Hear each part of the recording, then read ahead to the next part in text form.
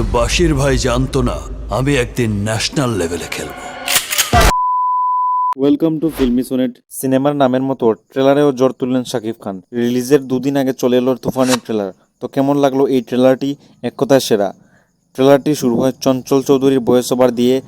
তুফান মানুষ নয়, আবার তুফান পশুও নয়। যার মাধ্যমে শাকিব খানকে ইন্ট্রোডিউস করা হয় এবং মিশা সওদাগরকে দেখা যায় তুফান সম্পর্কে বলতে। এই তুফান একদিন ডিস্ট্রিক্ট লেভেলে খেলবো। তারপরের সিনে বন্দুকের গুলিতে সব ধ্বংস করে দেন একজন গ্যাংস্টারের গল্প নিয়ে তৈরি হয়েছে তুফান সিনেমাটি, যেখানে উঠে আসবেন 90-এর দশকের চিত্র।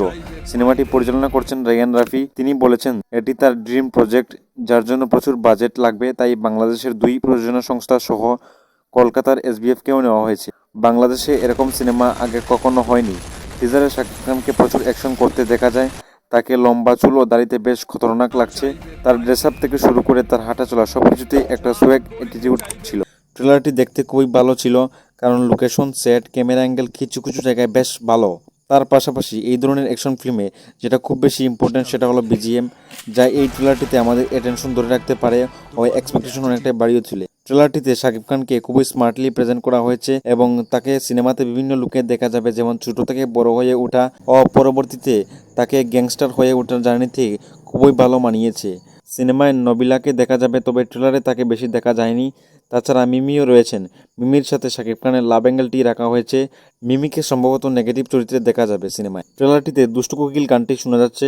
গানটি শুনতে আমার বেশ ভালো লাগলো। এই গানটি শুনতে দিল কা টেলিফোন গানটির মতো লাগলো আমার।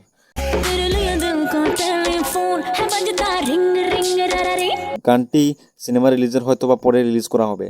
সিনেমায় শাকিব খানের পাশাপাশি চঞ্চল চৌধুরীকে গুরুত্বপূর্ণ চরিত্রে দেখা যাবে। তাদের দুজনের মধ্যে টস ওভার হবে। চঞ্চল চৌধুরীর অভিনয় আমার বেশ ভালো লাগলো, বিশেষ করে তার এই সংলাপটি। একটা যদি সুযোগ পাই, তুফানকে খেয়ে দেবো স্যার। এই পজিটিভ দিকগুলি ছাড়াও বেশ কিছু নেগেটিভ দিকও রয়েছে, যেমন শাকিব খান যে মেশিন গানটা দিয়ে গুলি করলেন সেই মেশিন গানটা অনেকটাই কেজিএফ এর মতো, কিছু সিন অ্যানিমেল থেকে ইন্সপায়ার। তাছাড়া জিতের চেঙ্গিজের মতো দেখতে লাগলো। সব মিলিয়ে বলা যায় বছরের অন্যতম সিনেমা হতে চলেছে তুফান। তুফান সিনেমাটি শাকিব খানের আগের সিনেমাগুলি থেকে অনেক ভালো হবে। সব মিলিয়ে ট্রেলারটি আমার বেশ ভালোই লেগেছে।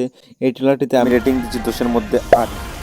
এটি আমার সম্পূর্ণ নিজের মতামত, যার ফলে আমার সাথে আপনার মতে অমিল থাকতেই পারে। আপনার কেমন লাগলো এই ট্রেলারটি অবশ্যই জানাবেন।